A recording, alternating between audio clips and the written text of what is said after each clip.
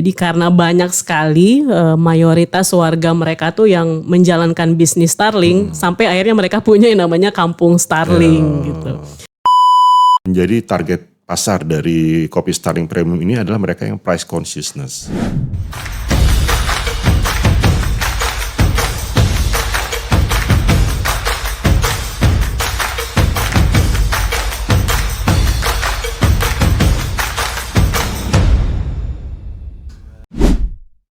Oke, halo Soulmate, good day mates. Ketemu lagi dengan saya Ika Febrilia di Mate Channel.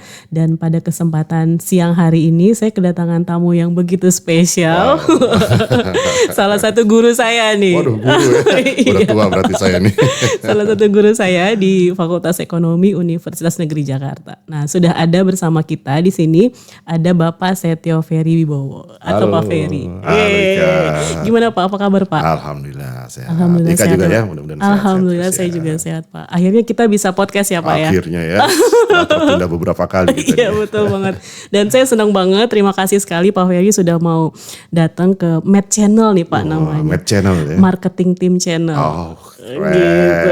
Keren. Dan kita di podcast kita ini Pak ada sapaan Apa tuh? untuk para soulmate. Jadi soulmate tuh viewersnya, viewersnya Mate Channel. Jadi biasanya setiap awal video saya selalu menyapa soulmate. Halo soulmate, good day mates. Oh, gitu. Pak Ferry mau coba sapa tangannya soulmate. nggak boleh gini, harus gini. Oh iya nggak boleh ya, nanti kampanye ya. Kampanye. Boleh Pak Ferry, Oke. sapa Pak Ferry. Oke. Ya. Hello soulmate, good day mate. Awan, tawa keren banget nih, keren banget. Seneng banget nih saya Pak Ferry bisa datang ke Mate Channel. Jadi sama-sama. setelah sebelumnya saya kayaknya udah ngundang dosen-dosen marketing yang lain. Ada Bu Rami, Bu Terry, kemudian Bu Novriska, Bu Dewi Agustin, Bu Meta. Kayaknya udah semua saya Udah undang. semua ya. Jadi kemarin saya mikirnya siapa lagi ya kira-kira dosen yang Masuk lansia sekarang. masuk lansia. Senior Pak, bahasanya senior. Oke Pak Ferry, semoga Pak Ferry dan soulmate semuanya sedang dalam keadaan sehat walaupun cuaca kita lagi sering hujan ya Pak. Amin. Betul. Oke Pak, saya pengen ngajakin Pak Ferry ngobrol nih. Boleh. Pengen ngajakin Pak Ferry ngobrol tentang satu isu yang mungkin lagi hangat atau fenomena ya mungkin kita bisa bilang ya. Salah satu fenomena di marketing dan berkaitan sama bisnis kopi. Oh, kopi Pas banget ya Pak? Pas benar. Oh pas benar. Nah karena saya tahu nih kopi Bapak nih. penggemar kopi lah tuh bawa tuh. Jadi pasti seru banget karena Pak Ferry ini salah satu coffee lovers gitu ya. Nah kita mau bahas tentang fenomena Starling nih Pak. Oh, Starling. Iya Keren, betul. keren. Jadi saya juga baru tahu singkatannya ternyata Starbucks keliling. Starbucks keliling, betul. Oke, nah menurut Pak Ferry sendiri gimana nih Pak tentang fenomena Starling ini? Kalau Starling kita bicara yang versi awal dulu ya, Iya, bukan boleh. yang versi sekarang baru muncul. Kalau Starling itu kan lebih ke ini sebetulnya. Sebutan untuk dari konsumennya maupun dari konsumennya terutama ya untuk kopi yang dijajakan secara berkeliling dengan menggunakan sepeda. Biasanya itu ada di tempat-tempat umum keramaian. Saya dulu waktu masih sering main sepeda waktu pandemi itu sering ketemu Starling di daerah ini Taman Suropati. Oh, Jadi kan biasanya para goeser itu kalau habis goes istirahat di Taman Suropati, Ada ya itu ada sarapan terus bisa ngopi di situ, ngobrol-ngobrol sama tukang kopinya. Nah itu Starling tuh banyaknya Awalnya di dari tempat-tempat yang kayak gitu. Dan Oke. kopi yang dijual tuh biasanya kopi sasetan. iya. Kayak Kapal Api atau merek-merek lainnya gitu ya. Iya. Yang secara saset. Jadi mereka tinggal kasih air, seduh, aduk, nah jadilah tinggal minum. Mereka jual ini juga nggak sih Pak selain minuman ada makanan juga atau? Kalau merekanya sendiri enggak. Oh enggak ya? Kalau itu mereka khusus kopi. Khusus, Tapi di area situ nanti ada yang jual makanan. Jadi ini salah satu vendor lah istilahnya Starling itu di situ. Oke. Jadi ini salah satu strategi yang mungkin bisa dikatakan tuh untuk menjangkau konsumen secara lebih dekat gitu ya Pak ya. Nah sekarang tuh jadi menarik fenomenanya kenapa? Karena ternyata tuh ada beberapa merek lain yang juga tadi berusaha untuk menjangkau konsumennya lebih dekat dengan tadi ya pakai metode Starling ini tadi. Jadi mereka bisa dibilang adopt kali ya, adopt strategi ini. Jadi mereka pakai gerobak gitu, seperti yang sering mangkal di depan kampus kita nih Pak. Nah jadi mereka bisa dikatakan mengadopsi strategi itu, tapi yang menjual ini adalah merek-merek kopi yang mungkin sudah lebih dikenal dibandingkan tadi ya yang Starling tadi. Betul. Kayak saya pernah tahu ada kopi jago ya kalau nggak Iya, salah ya. kopi jago benar-benar.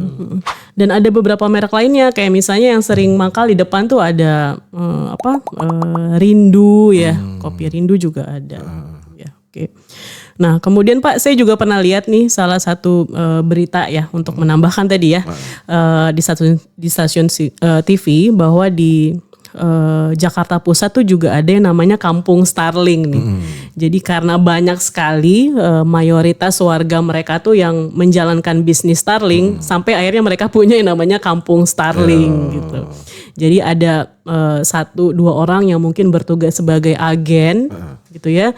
Jadi mereka stok produk, kemudian yang lain bertugas untuk menjual. Jadi mereka menjajakan keliling ya ke tempat-tempat yang mungkin mereka sudah menjadi targetnya untuk menjual si kopi Starling ini. Oh jadi ada distributor, ada sellernya gitu Iya, ya? betul. Gitu. Nah itu untuk yang kopi yang Starling yang tadi ya Pak ya, yang Tradisional itu ya. tradisional tadi.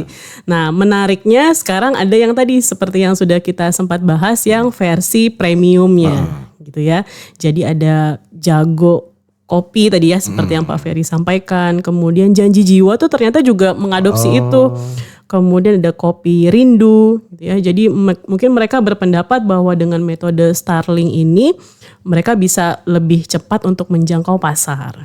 Ya, jadi bisa lebih dekat dengan konsumen, bisa lebih intensif juga untuk menjangkau pasar. Itu Pak. Kemudian apalagi Pak kira-kira yang menarik dari Starling ini? Betul, jadi seperti yang tadi Ika sudah sampaikan, jadi ini memang salah satu terobosan kalau saya pikir ya. Terobosan walaupun nggak betul-betul baru karena kan sebetulnya udah ada konsep yang tradisional Starling itu ya.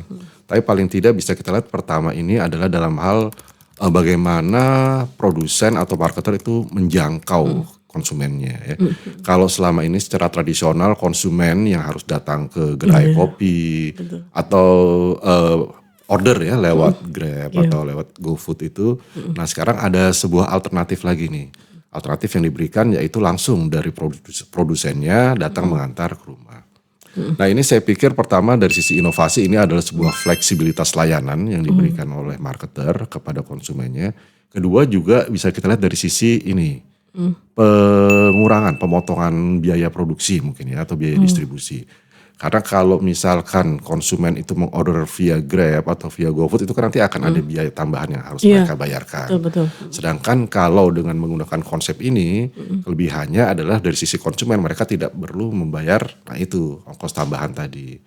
Kalau dari sisi produsennya atau dari sisi pemasarnya itu dari sisi biayanya juga kita lihat mereka nggak butuh buka gerai, jadi kan nggak butuh sewa toko, sewa ruko untuk menawarkan produknya. Saya pikir itu. Iya, oke. Dan ini menariknya tuh ternyata strategi ini tuh nggak cuma dipakai sama merek-merek kopi yang mungkin sudah bisa kita bilang established kali ya. Kadang ada juga orang yang tadi Pak Ferry yang terkait dengan biaya produksi dan biaya sewa ya. Jadi ada orang-orang yang mungkin nggak punya banyak biaya, nggak punya banyak modal, nggak punya banyak uang untuk buka tempat usaha, untuk mungkin sewa toko, sewa gerai. Akhirnya mereka pakai metode ini gitu ya. Karena sangat ini banget. Iya, untuk bisa menjual produknya. Betul. Jadi mereka tinggal istilahnya kayak menangin dari sisi kualitas produknya aja, tapi terus bisa langsung menjual tanpa mengeluarkan biaya lebih ya, yang berkaitan dengan biaya sewa. Oke, mantap banget ya Pak ya. Jadi ini bisa jadi kayak salah satu inspirasi bisnis nih. Bisa. Iya, karena saya pernah baca juga di salah satu artikel. Jadi ada mahasiswa di daerah Surabaya kayaknya, Surabaya atau Jawa Timur gitu ya. Jadi mereka tuh mau mulai usaha tapi ya tadi karena kesulitan dana, kesulitan modal, akhirnya mereka coba jualnya ya pakai metode Starling ini. Gitu, pakai strategi Starling. Nah, ini jadi kayak strategi marketing yang baru ya Pak. Strategi marketing Starling. dan mungkin strategi startup juga ya. Oh iya, betul. Ya. Iya, betul. Bisa masuk ke sini. Oke, menarik sekali. Nah, kalau misalnya berkaitan dengan targeting dan positioning gimana nih Pak? Ini menariknya kalau saya pikir ya. Kalau dari sisi targeting, saya pikir yang pertama yang disasar oleh kopi-kopi Starling Premium ini ya, ini adalah pertama generasi muda. Iya. Generasi muda pastinya, dan kedua mereka yang yang aktif dan mobile. Yang aktif dan mobile sehingga mereka mungkin nggak sempat bikin kopi di rumah, nggak sempat harus mampir ke coffee shop untuk ngopi, sehingga mereka bisa minum kopi tanpa harus membuang waktu mereka. Kemudian saya lihat juga ada salah satu karakteristik yang juga penting di sini adalah ini, novelty seeking. Oh, oke. Ya.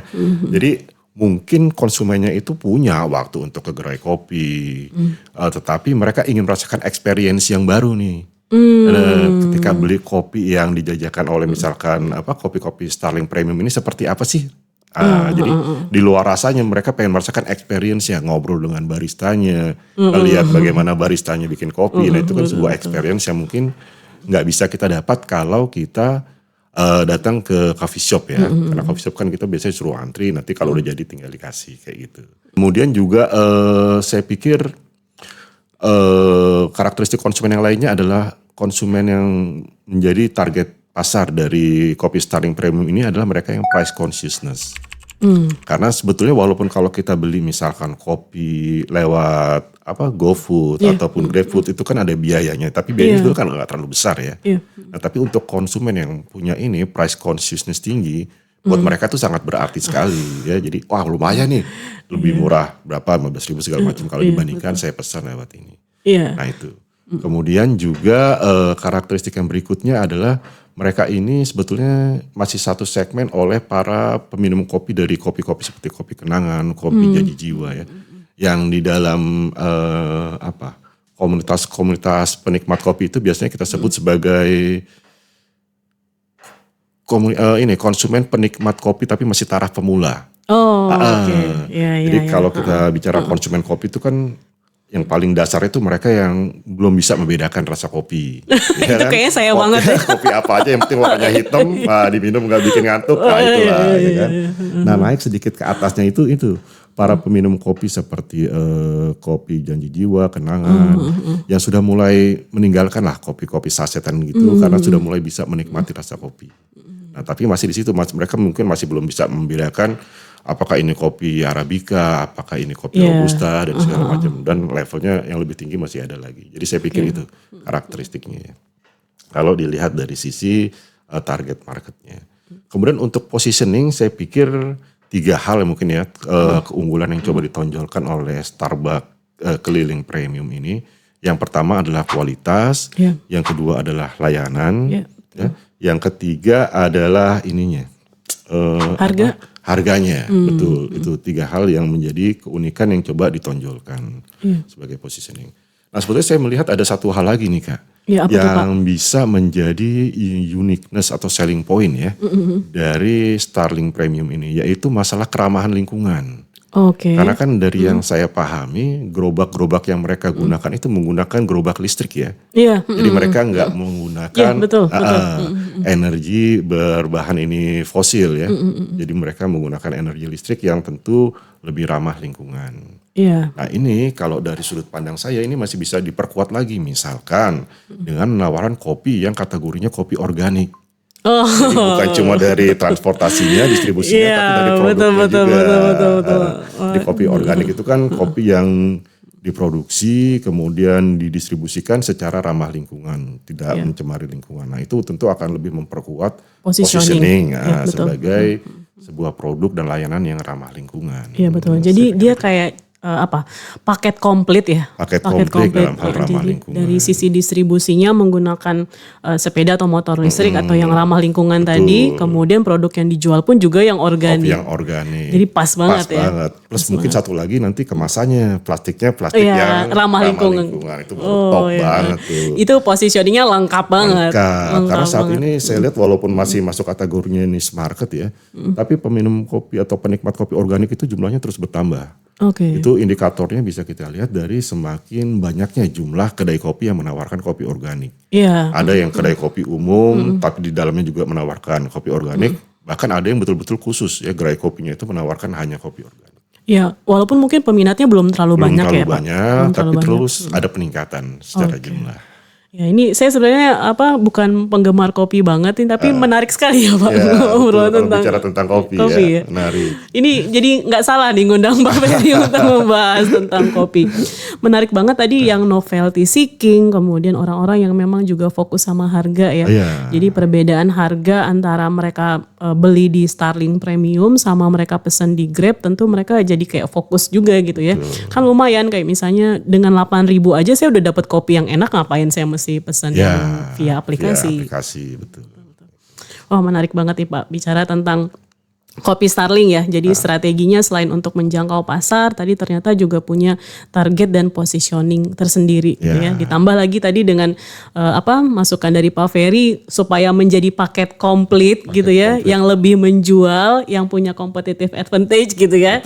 Nah, jadi ditambah lagi dengan penggunaan alat atau distribusinya sama produknya yang dibuat supaya match gitu ya. Jadi produknya pakai yang organik juga. Organik. Oke, menarik sekali Pak Ferry. Kira-kira ada tambahan lagi nggak Pak terkait kopi ini? Saya soalnya agak ini nih soal perkopian. Apalagi tambahannya kalau kita mau bicara, walaupun kita sebut ini sebagai Starling Premium, tapi mungkin kita belum bisa membandingkan ini dengan misalkan kopi Starbucks. Karena kategori premium itu mungkin dibandingkan Starling tradisional ya. Iya, betul. Kelasnya berbeda. Ini masih satu kelasnya mungkin ya itu dengan kopi kenangan jadi jiwa yang kayak gitu. Iya, tapi dari sisi strategi ternyata menarik sekali ya. Dari sisi strategi ini sebuah terobosan. Hanya perlu kita cermati atau kita observasi bareng-bareng apakah popularitas atau viralnya Starling Premium ini betul-betul karena paket pemasarannya atau ini hanya semata-mata seperti komet lah.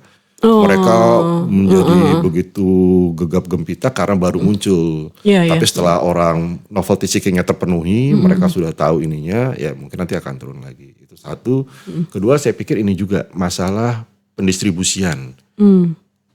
Saya dari sekian banyak merek baru mencermati yang Kopi Jago. Nah, Kopi Jago itu yang saya tahu baru bermain di area Jakarta Selatan. Itu pun baru sebagian wilayah ya, Antasari dan yang lain-lain. Kenapa? Karena masalahnya mereka baru punya apa istilahnya itu? Yang sellernya itu ada istilah buat mereka tuh. Apa tuh? Jagoan namanya? Atau apa ya disebutnya kalau Kopi Jago. Jagoan itu belum banyak. Padahal kunci kalau ini mau bertahan adalah mereka harus bisa merata distribusinya dan banyak sehingga orang nggak harus nunggu lama. Betul. Bayangkan kan kalau kita misalkan di sini sementara si jagoannya atau si jagonya ada di Jaksel, nunggunya berapa jam di RT. Nah itu kunci supaya ini bisa survive, saya pikir salah satunya itu juga. Iya. Dan saya rasa tadi yang 3 hal yang kata Pak Ferry tadi yang benar-benar menjadi positioningnya kopi Starling Premium ini dilihat dari sisi kualitas, kemudian layanan dan harga. Jadi kalau misalnya mereka memang benar-benar mau survive di bisnis Starling ini, berarti mereka harus pegang tiga hal itu juga ya. Betul. Oke, ditambah lagi dengan berbagai inovasi lainnya sehingga bisa tetap survive di bisnis kopi Starling Premium ini. Oke, menarik sekali Pak Ferry obrolan kita. Obrolan singkat aja tapi semoga bisa memberikan insight yang baru untuk para soulmate di luar sana. Mungkin habis dengerin kita ngobrol ini langsung cari gitu ya. Langsung. Mau nyobain Kopi Jago yang Starling Premium. Langsung pengen nyobain Starling Premium. Terima kasih banyak Pak Ferry. Sama-sama, saya juga terima kasih udah diundang nih. Iya, terima kasih banyak. Saya senang banget nih, salah satu kehormatan juga buat saya. Saya terhormat nih diundang podcaster terkenal nih. Sampai jumpa lagi soulmate di video-video marketing berikutnya. Kita barengan kali ya Pak. Kita good day mates gitu ya. Sampai jumpa soulmate. Good day mates.